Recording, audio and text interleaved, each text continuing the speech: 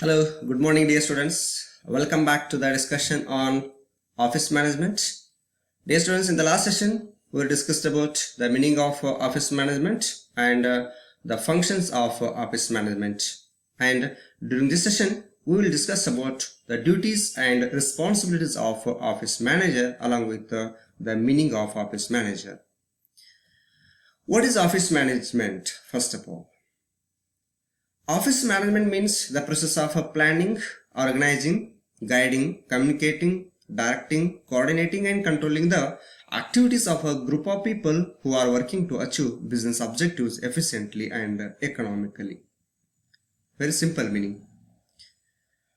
ಕಚೇರಿಯ ನಿರ್ವಹಣೆ ಅದರ ಅರ್ಥ ನೋಡೋದಾದ್ರೆ ನಾವು ಕಾಮನ್ ಆಗಿ ಒಂದು ನಿರ್ವಹಣೆಯ ಅರ್ಥ ಏನಿದೆ ಅದೇ ರೀತಿಯಾಗಿರ್ತಕ್ಕಂತಹ ಅರ್ಥವನ್ನು ನಾವು ಆಫೀಸ್ಗೂ ಕೂಡ ಜಾಯಿನ್ ಮಾಡಬಹುದು. ಜನರಲ್ ಮ್ಯಾನೇಜ್ಮೆಂಟ್ಗೆ ಮತ್ತು ಆಫೀಸ್ ಮ್ಯಾನೇಜ್ಮೆಂಟ್ಗೂ ಅಂತ ಡಿಫ್ರೆನ್ಸ್ ಇರೋದಿಲ್ಲ. Management is management always. So ಹಾಗಾದ್ರೆ ಮ್ಯಾನೇಜ್ಮೆಂಟ್ನ ಅರ್ಥ ಏನಿದೆ? It is a process of planning, organising, guiding, communicating, directing, coordinating and controlling the activities of a group of people to achieve a common objectives ಅಂತ ಇರ್ತಿದ್ವು. ಅದೇ ತರ ಇಲ್ಲಿಯೂ ಕೂಡ ಆಫೀಸ್ ಮ್ಯಾನೇಜ್ಮೆಂಟ್ ಒಂದು ಸೇರಿಸ್ಕೊಂಡ್ಬಿಟ್ರೆ ಮುಗಿದೋಯ್ತು. That is the meaning of office management. Then who is an office manager? The office manager is the coordinator of the work system. ಒಂದು ಕಚೇರಿ ಇದೆ, ಆರ್ಗನೈಸೇಷನ್ ಅಲ್ಲಿ ಒಂದು ಕಚೇರಿ ಇದೆ ಅಂತಂದ್ರೆ ಅದಕ್ಕೊಬ್ಬ ಸೂಪರ್ವಿಷನ್ ಮಾಡೋಕೆ ಒಬ್ಬ ವ್ಯಕ್ತಿ ಬೇಕು. ಆ ವ್ಯಕ್ತಿಯನ್ನ ನಾವು ಮ್ಯಾನೇಜರ್ ಅಂತ ಅನ್ಬಹುದು. ದಟ್ ಇಸ್ ದ ಕೋಆರ್ಡಿನೇಷನ್ ಮಾಡ್ತಕ್ಕಂಥ ವರ್ಕ್ ಅನ್ನ ಇವರು ಮಾಡ್ತಾರೆ. He is the one who gets work done by working with people and other resources to achieve the objectives. ಜನರ ಜೊತೆ ಕೆಲಸ ಮಾಡಿ ಜೊತೆಗೆ ಇತರೆ ಸಂಪನ್ಮೂಲಗಳನ್ನೆಲ್ಲ ಉಪಯೋಗಿಸಿಕೊಂಡು ಸಂಸ್ಥೆಯ ಉದ್ದೇಶವನ್ನು ಈಡೇರಿಸುವಂತಹ ಒಂದು ಪ್ರಕ್ರಿಯೆಯಲ್ಲಿ ತೊಡಗಿರತಕ್ಕಂಥ ವ್ಯಕ್ತಿ. He organise the activities with direction and leadership and integrates the activities of the department with that of other departments. ಆ ಒಂದು ಸಂಸ್ಥೆಯಲ್ಲಿರ್ತಕ್ಕಂತಹ ಚಟುವಟಿಕೆಗಳನ್ನು ವ್ಯವಸ್ಥಿತವಾಗಿ ಸಂಘಟನೆ ಮಾಡಿಕೊಂಡು ಆ ಸಂಸ್ಥೆಯಲ್ಲಿರ್ತಕ್ಕಂತಹ ಅಥವಾ ಒಂದು ಡಿಪಾರ್ಟ್ಮೆಂಟ್ ಅಲ್ಲಿರ್ತಕ್ಕಂಥ ಎಲ್ಲ ಎಂಪ್ಲಾಯೀಸ್ಗಳನ್ನ ಸರಿಯಾದ ರೀತಿ ಒಳಗೆ ಸರಿಯಾದ ಡೈರೆಕ್ಷನ್ದಲ್ಲಿ ಅವ್ರನ್ನ ತಗೊಂಡು ಹೋಗ್ತಾ ಅವರ ನೇತೃತ್ವವನ್ನು ವಹಿಸಿಕೊಂಡು ಆ ಮೂಲಕ ಕೇವಲ ಆ ಡಿಪಾರ್ಟ್ಮೆಂಟ್ನಲ್ಲಿ ಮಾತ್ರ ಆಕ್ಟಿವಿಟೀಸ್ ಅನ್ನ ವ್ಯವಸ್ಥಿತವಾಗಿ ಹಾಕಿಸ್ಕೊಂಡು ಹೋಗೋದಲ್ಲದೆ ಇತರೆ ಡಿಪಾರ್ಟ್ಮೆಂಟ್ಗಳ ಜೊತೆಗೂ ಕೂಡ ಒಂದು ಇಂಟಿಗ್ರೇಷನ್ ಅನ್ನ ಸಾಧಿಸ್ತಕ್ಕಂತಹ ಪ್ರಯತ್ನ ಮಾಡ್ತಕ್ಕಂಥ ವ್ಯಕ್ತಿ. He monitors the work processes and evaluates their outcomes. So ಅಲ್ಲಿರುವಂತಹ ಪ್ರತಿಯೊಬ್ಬ ಉದ್ಯೋಗಿಗಳ ಎಂಪ್ಲಾಯೀಸ್ಗಳ ಕೆಲಸವನ್ನ ಮಾನಿಟರ್ ಮಾಡ್ತಕ್ಕಂಥವ್ರು, ಅದಕ್ಕೆ ಸಂಬಂಧಪಡ್ತಕ್ಕಂಥ ಮಾಹಿತಿಯನ್ನು ಪಡ್ಕೊಳ್ತಕ್ಕಂತಹ ವ್ಯಕ್ತಿ, ಜೊತೆಗೆ ಅವ್ರು ಯಾವ ರೀತಿಯಾಗಿ ಪರ್ಫಾರ್ಮೆನ್ಸ್ ನಡೀತಾ ಇದೆ ಅನ್ನುವಂಥದ್ದನ್ನು ಎವ್ಯಾಲ್ಯೂಯೇಷನ್ ಮಾಡ್ತಕ್ಕಂಥವ್ರು. ಸೊ ಅಂಥವ್ರನ್ನ ನಾವಿಲ್ಲಿ ಆಫೀಸ್ ಮ್ಯಾನೇಜರ್ ಅಂತ ಹೇಳ್ಬೋದು. An office has to collect, receive, record, process and communicate the information to the help of group of people. Last session ನಲ್ಲಿ ನೋಡಿದ ಹಾಗೆ ನಾವು ಆಫೀಸ್ ಮ್ಯಾನೇಜ್ಮೆಂಟ್ ನ ಕೆಲಸ ಏನಪ್ಪಾ ಅಂತಂದ್ರೆ collection of information, receiving the information, recording the information, processing, analysing the information, disseminating the information to the essential people. So ಈ ರೀತಿಯಾಗಿರ್ತಕ್ಕಂತಹ ಏನು ಚಟುವಟಿಕೆಗಳನ್ನು ನಾವು ಆಫೀಸ್ ಮ್ಯಾನೇಜ್ಮೆಂಟ್ ನೋಡ್ತಾ ಇದೀವಿ. ಸೊ ಅವುಗಳು ವ್ಯವಸ್ಥಿತವಾಗಿ ನಡೆಯುವ ಹಾಗೆ ಒಂದು ಓವರ್ಸಿ ಮಾಡ್ತಕ್ಕಂಥವ್ರು, ಅದನ್ನ ವ್ಯವಸ್ಥಿತವಾಗಿ ಕೋಆರ್ಡಿನೇಟ್ ಮಾಡ್ತಕ್ಕಂತಹ ಒಬ್ಬ ವ್ಯಕ್ತಿ, ಒಬ್ಬ ರೆಸ್ಪಾನ್ಸಿಬಲ್ ಪರ್ಸನ್ ನಾವು ಆಫೀಸ್ ಮ್ಯಾನೇಜರ್ ಅಂತ ಹೇಳ್ಬೋದು. Then what are the duties and responsibility of such office managers? So we can classify these duties and responsibilities of office manager in 4 groups. Of that, the first group is in relation to the top management. Top ಮ್ಯಾನೇಜ್ಮೆಂಟ್ಗೆ ಸಂಬಂಧಪಡುವ ಹಾಗೆ office manager ಯಾವ ರೀತಿಯಾಗಿರ್ತಕ್ಕಂಥ ಕರ್ತವ್ಯ ಮತ್ತು ಜವಾಬ್ದಾರಿಗಳನ್ನು ಹೊಂದಿರ್ತಾನೆ ಅನ್ನುವಂಥದ್ದು. Top management frame ಮಾಡಿರ್ತಕ್ಕಂತಹ ಪಾಲಿಸಿಗಳನ್ನ, ಅಬ್ಜೆಕ್ಟಿವ್ಗಳನ್ನ ಮತ್ತು ಬಜೆಟ್ಗಳನ್ನ ಇಂಪ್ಲಿಮೆಂಟ್ ಮಾಡೋದು ಮತ್ತು ಅವುಗಳನ್ನ ಸಪೋರ್ಟ್ ಮಾಡೋದು. ಸೊ ಆ ರೀತಿಯಾಗಿರ್ತಕ್ಕಂತಹ ಮಹತ್ವವಾಗಿರ್ತಕ್ಕಂಥ ಕೆಲಸವನ್ನ ಈ ಆಫೀಸ್ ಮ್ಯಾನೇಜರ್ ಮಾಡ್ತಿರ್ತಾರೆ. Then reports stopping problems, areas of work are acute of problems. So ಇವರು ಏನಾದರೂ ಸ್ಟಾಫ್ ನಲ್ಲಿ ಪ್ರಾಬ್ಲಮ್ಸ್ಗಳಿದ್ರೆ ಅವುಗಳನ್ನ ಇಮ್ಮಿಡಿಯೇಟ್ ಆಗಿ ಟಾಪ್ ಮ್ಯಾನೇಜ್ಮೆಂಟ್ ದವರಿಗೆ ರಿಪೋರ್ಟ್ ಮಾಡ್ತಕ್ಕಂಥವ್ರು. ಒಂದು ವೇಳೆ ವರ್ಕಿಂಗ್ ಕಂಡೀಷನ್ಸ್ ನಲ್ಲಿ ಅಥವಾ ವರ್ಕ್ ಮಾಡೋದ್ರಲ್ಲಿ ಏನಾದರೂ ಸಮಸ್ಯೆ ಬಂದ್ರೆ, ವರ್ಕಿಂಗ್ ಏರಿಯಾಸ್ದಲ್ಲಿ ಸಮಸ್ಯೆಗಳು ಬಂದಿದ್ರೆ ಅವುಗಳನ್ನ ಸಾಧ್ಯದಷ್ಟು ಮಟ್ಟಿಗೆ ಆಗಲೇ ಬಗೆಹರಿಸೋದು. ಒಂದು ವೇಳೆ ಬಗೆಹರಿಯುವಂತಹ ಸ್ಥಿತಿ ಒಳಗ ಆ ಸಮಸ್ಯೆಗಳು ಇರಲಿಲ್ಲ ಅಂತಂದ್ರೆ ಅವುಗಳನ್ನ ಇಮಿಡಿಯೇಟ್ ಆಗಿ ಟಾಪ್ ಮ್ಯಾನೇಜ್ಮೆಂಟ್ಗೆ ಇನ್ಫಾರ್ಮ್ ಮಾಡ್ತಕ್ಕಂತಹ ಒಂದು ಕೆಲಸವನ್ನ ಇವರು ಮಾಡ್ತಾರೆ. ಜೊತೆಗೆ cooperation with outside management consultant. So ಔಟ್ಸೈಡರ್ಸ್ಗಳ ಜೊತೆಗೆ ಕೋಆಪರೇಟ್ ಮಾಡೋದು, they may be the customers ಇರ್ಬೋದು, ಸಪ್ಲೈಯರ್ಸ್ ಇರ್ಬೋದು, ಆರ್ ಇನ್ವೆಸ್ಟರ್ಸ್ ಇರ್ಬೋದು. So lot of peoples are there outside the management. So ಅವ್ರ ಜೊತೆ ವ್ಯವಸ್ಥಿತವಾಗಿ ನಾವು ಸಹಕಾರ ಮಾಡ್ತಕ್ಕಂತಹ ಒಂದು ಜವಾಬ್ದಾರಿ ಅಥವಾ ಒಂದು ಕರ್ತವ್ಯ ಕೂಡ ಈ ಆಫೀಸ್ ಮ್ಯಾನೇಜರ್ ಇರ್ತದೆ. ಯಾಕಂದ್ರೆ ಈ ಕೆಲಸವನ್ನ ಅವರು ಟಾಪ್ ಮ್ಯಾನೇಜ್ಮೆಂಟ್ ನ ಪರವಾಗಿ ಮಾಡ್ತಿರ್ತಾರೆ. ಸೊ ಟಾಪ್ ಮ್ಯಾನೇಜ್ಮೆಂಟ್ ಅಲ್ಲಿ ಇರ್ತಕ್ಕಂಥ board of directors, shareholders, chief executive officer ಅವ್ರಿಗೇನೆ ಎಲ್ಲಾ ರೀತಿಯಾಗಿರ್ತಕ್ಕಂತಹ ವ್ಯಕ್ತಿಗಳ ಜೊತೆ, ಔಟ್ಸೈಡ್ ಪಾರ್ಟಿಗಳ ಜೊತೆ ಕನ್ಸಲ್ಟ್ ಮಾಡಕ್ ಆಗೋದಿಲ್ಲ. ಸೊ ಅದಕ್ಕೆ ಅವರ ಪರವಾಗಿ ಇವರು ಆ ರೀತಿಯಾಗಿರ್ತಕ್ಕಂಥ ಒಂದು ಕೆಲಸ ಮತ್ತು ಜವಾಬ್ದಾರಿಯನ್ನ ನಿರ್ವಹಿಸಬೇಕಾಗ್ತದೆ.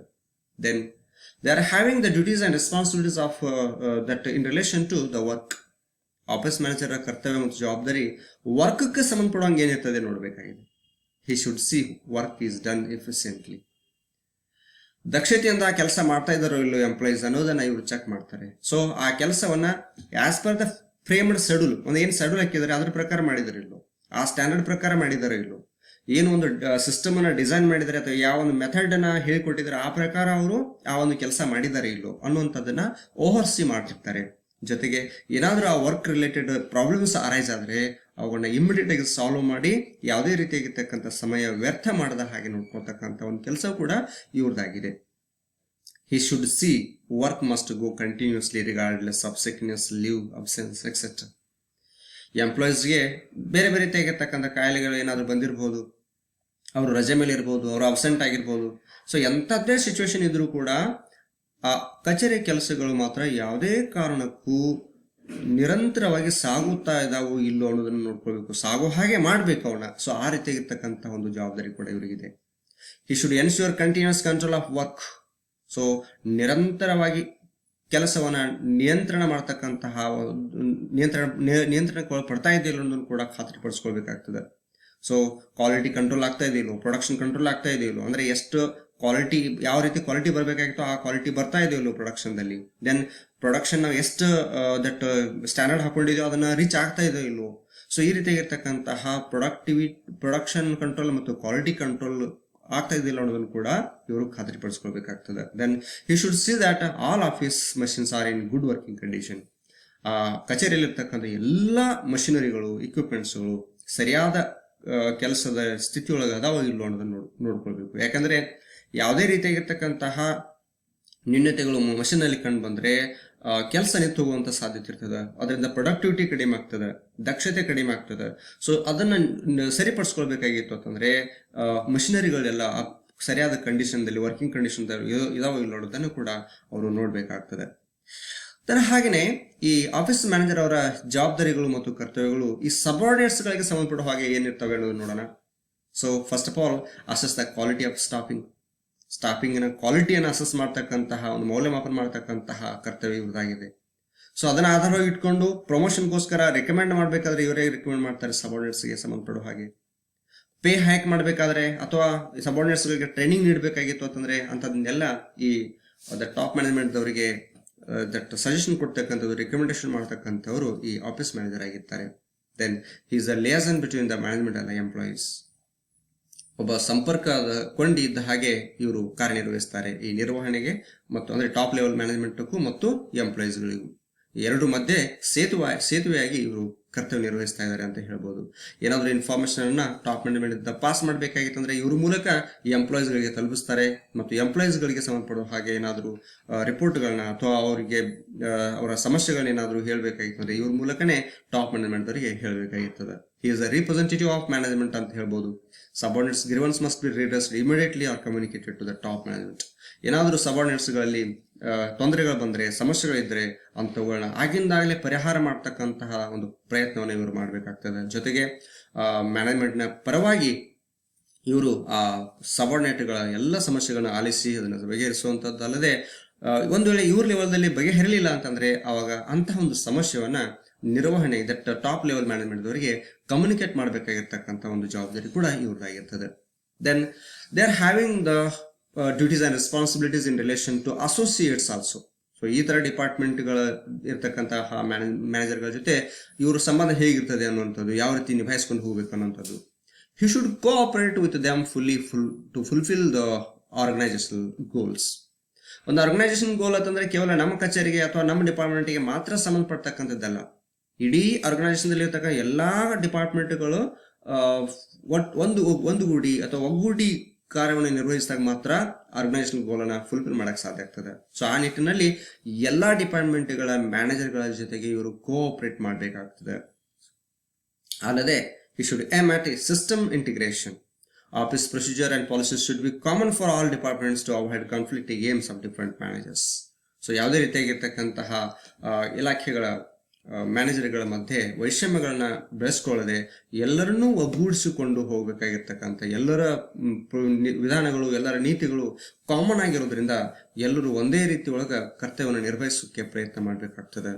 ಒಂದು ವೇಳೆ ಏನಾದರೂ ಬೇರೆ ಡಿಪಾರ್ಟ್ಮೆಂಟ್ಗಳಲ್ಲಿ ಕೆಲಸ ಹಿಂದುಳಿತಿತ್ತು ಅಂತಂದ್ರೆ ಅಂತಹ ಸಂದರ್ಭದಲ್ಲಿ ತಮ್ಮ ಡಿಪಾರ್ಟ್ಮೆಂಟ್ದಲ್ಲಿ ಇರ್ತಕ್ಕಂತಹ ಉದ್ಯೋಗಿಗಳನ್ನ ಅಲ್ಲಿ ಡೆಪ್ಯೂಟ್ ಮಾಡಿ ಅಥವಾ ಟ್ರಾನ್ಸ್ಫರ್ ಮಾಡಿ ಅವ್ರ ಕಡೆಯಿಂದ ಕೆಲಸ ಮಾಡಿಸ್ಕೊಂಡು ಒಟ್ಟಾರೆಯಾಗಿ ಆ ಇಡೀ ಆರ್ಗನೈಸೇಷನ್ ಕಾಮನ್ ಆಬ್ಜೆಕ್ಟಿವ್ ಏನಿರ್ತದಲ್ಲ ಅದನ್ನು ಫುಲ್ಫಿಲ್ ಮಾಡಬೇಕಾಗಿರ್ತಕ್ಕಂತಹ ಒಂದು ಕರ್ತವ್ಯ ಮತ್ತು ಜವಾಬ್ದಾರಿ ಈ ಆಫೀಸ್ ಮ್ಯಾನೇಜರ್ ಈ ಅಸೋಸಿಯೇಟ್ಸ್ಗೆ ಸಂಬಂಧಪಡುವ ಹಾಗೆ ಇರ್ತದೆ ಅಂತ ಹೇಳ್ಬೋದು.